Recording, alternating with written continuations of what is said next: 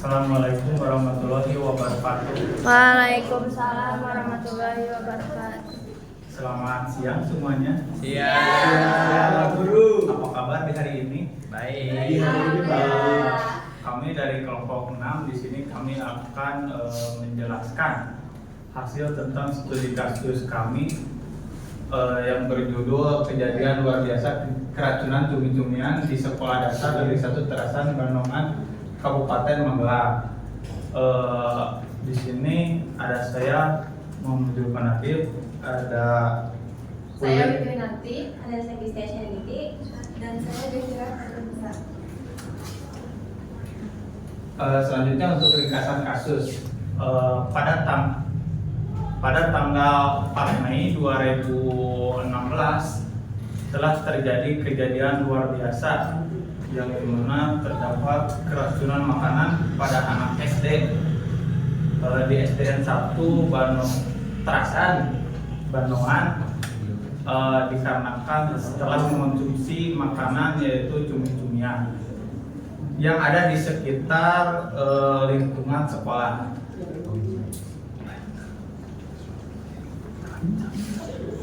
Dan tidak lama setelah mengonsumsi cumi-cumian itu terdapat gejala seperti mual, muntah, dan juga pusing. Hasil investigasi menyatakan bahwa terdapat mikroba pada sisa makanannya itu Bacillus cereus dan juga ada rodamin B. Nah, meskipun rodamin B-nya ini tidak terlalu banyak gitu, tapi rodamin B itu sebagai senyawa kimia yang bahaya.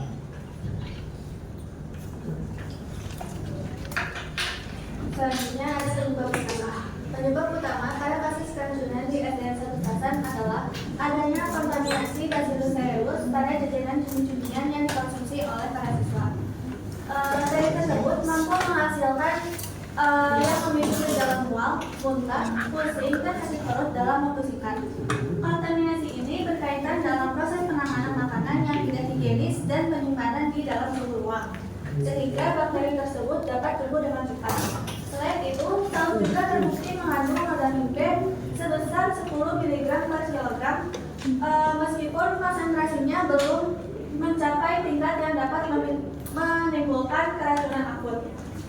Kombinasi hazard biologis dari Bacillus cereus dan hazard kimia dari rodamin B memperkuat bahwa penyebab utama keracunan berasal dari penanganan makanan yang tidak higienis dan penggunaan bahan ilegal pada jajanan sekolah. Selanjutnya, timeline kejadian keracunan mulai terjadi pada tanggal 4 Mei 2016 pukul 9 ketika siswa mengonsumsi jajanan cumi-cumian saat istirahat pertama. Gejala mulai muncul sekitar 15-240 menit setelah mengonsumsi jajanan cumi-cumian. Jumlah kasus yang terkena keracunan sekitar 50 siswa yang mengalami gejala mual, muntah, pusing, dan sakit perut. Penanganan dilakukan pada hari yang sama oleh petugas kesehatan di Puskesmas Bandungan dan sampel makanan segera dikirim ke Balai Besar Teknik Kesehatan Lingkungan dan Pengendalian Penyakit atau BBTKL dan BP.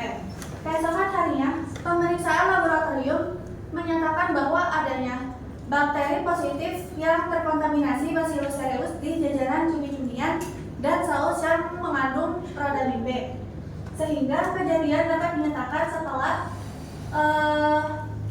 penyebab kejadian luar biasa yang sudah terjadi dan berhasil diidentifikasi dan ditangani oleh petugas kesehatan. Selanjutnya itu ada jalur kontaminasi. Yang pertama yaitu bahan baku tidak higienis. Seperti yang kita tahu bahwa di Indonesia itu pembuatan makanan masih kurang tentang kehigienisan. Biasanya kan bahan baku disimpan di tempat yang kotor atau misal wadahnya juga kotor, orang yang membuatnya juga kotor. Itu yang bisa menyebabkan bahan baku tidak higienis. Yang selanjutnya itu yaitu ada peralatan kotor penjual dan juga tidak mencuci tangan. Nah, di jalan SD itu kan rata-rata pedagangnya itu kurang gitu ya tentang kebersihan itu. Dari peralatan kadang juga nggak dicuci, dipakai lagi gitu kan. Terus juga penjualnya itu jarang banget cuci tangan. Kan bisa aja dari uang itu mereka megang lagi kan bahan makanan. sehingga bisa menjadi terkontaminasinya Bacillus cereus dari hal tersebut. Yang selanjutnya yaitu ada penyimpanan pada suhu ruang yang terlalu lama. Nah, hal ini juga bisa menyebabkan Bacillus cereus ini membentuk spora lebih cepat, karena kan spora Bacillus cereus ini bisa menghasilkan toksin yang bisa menyebabkan muntah, mual, dan juga diare. Selanjutnya yaitu ada penambahan warna tekstil rhodamin B. Nah, pada solusinya juga terkandung bahan kimia yaitu rhodamin B, yang mana hal ini itu tidak diperbolehkan di bahan pangan, yaitu ilegal ya. Terus selanjutnya itu ada terkontaminasi sebelum dijual. Nah, karena beberapa hal tersebut akhirnya makanan tersebut tuh sudah terkontaminasi sebelum dijual. Dari bahan bakunya, dari cara pembuatannya, cara penanganannya juga gitu. Nah, selanjutnya dari faktor-faktor yang sudah rekan saya sebutkan tadi itu jadi common source. Nah, apa sih common source? Common source itu adalah makanan yang terkontaminasi sebelum dijual. Nah, akibatnya muncul gejala seperti keracunan, mual, muntah, dan diare.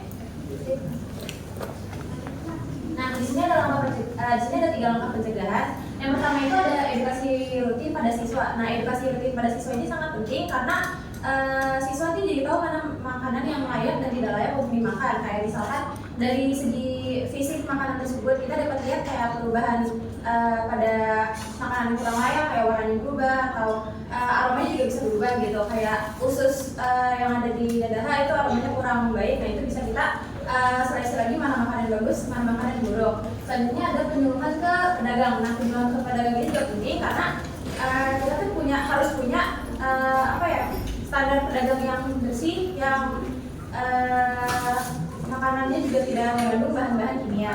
Selanjutnya itu ada memperketat izin pedagang jajanan sekolah. Nah, ini itu pihak dari sekolahnya juga harus mengawasi jajanan di sekitar kayak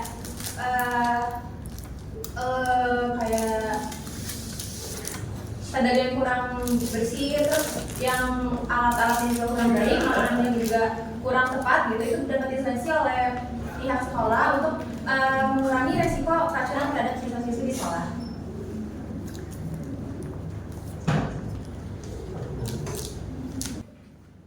Mungkin sekian untuk pemateriannya. Apakah ada pertanyaan?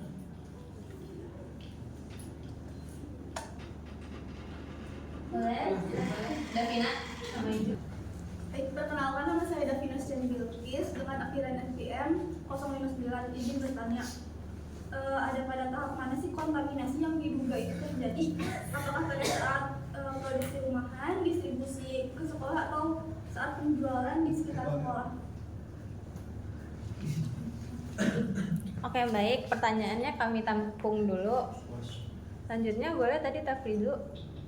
Sebelumnya izin memperkenalkan diri. Perkenalkan, nama saya Tafrizu Surya dengan akhiran NPM 042.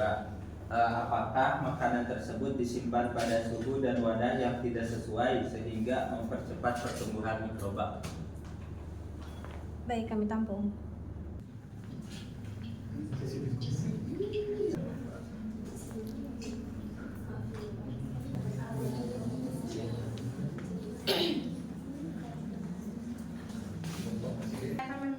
Menjawab pertanyaan dari Davina.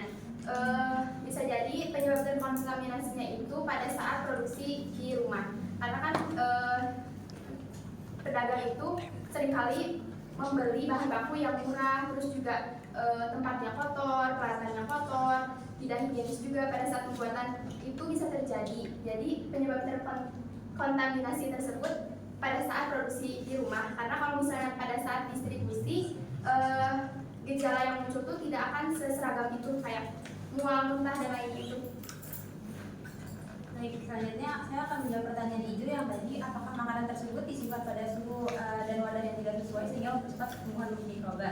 Jawabannya itu iya, itu dapat menyebabkan pertumbuhan mikroba lebih cepat karena yang pertama itu karena kondisi suhu. Itu kan makanan di jalan raya ya, dan itu cumi-cumian yang dasarnya itu ada seafoodnya gitu, yang dimana harusnya itu disimpan dalam suhu dingin, tapi itu digoreng terus didiamin selama waktu yang berjam-jam sampai siswa-siswi itu membeli. Jadinya itu dapat mempercepat pertumbuhan mikroba. Jadi itu karena faktor matahari terus debu-debu di jalanan juga itu dapat mempengaruhi pertumbuhan mikroba secara cepat.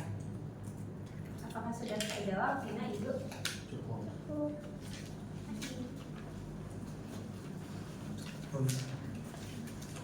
Untuk kesimpulannya, kasus KRI ini di SDN 1 Selatan Bandung telah terjadi akibat kontaminasi oleh Bacillus cereus dan juga terdapat bahan kimia yaitu penamaan warna tekstil rodamin B. Siswa yang mengalami keracunan ada 50 siswa. Gejala yang dialami yaitu pusing, mual, muntah, dan juga sakit perut. Bukan hanya itu saja, tapi dari higien yang tidak diperhatikan, penyimpanan di suhu ruang yang terlalu lama, pencegahan yang bisa dilakukan, yaitu edukasi kepada siswa, penyuluhan kepada pedagang, dan juga memperketat izin pedagang jajanan sekolah. Mungkin itu dari kelompok kami. Kurang lebihnya, mohon maaf. Assalamualaikum warahmatullahi wabarakatuh.